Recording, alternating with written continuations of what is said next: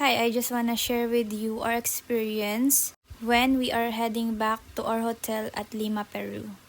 Hindi ako nakasleep ng buong biyahe pabalik ng hotel. So napansin ko na may police officer na nagsisignal na mag-park and stop doon sa parking lot. And then in-announce siya sa aming mga passengers na mag-check siya one by one ng passport.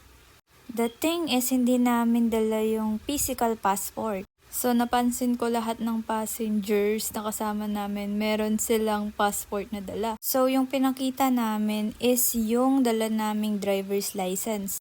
Since mostly driver's license is one of a valid ID. Napansin ko rin na sa amin lang dalawa yung kinuha. After niya ma-check lahat ng passengers, binalikan niya kami and the police officers asked some questions. And ang matindi pa nun, in Spanish or in Espanyol. Yung tour guide namin, siya yung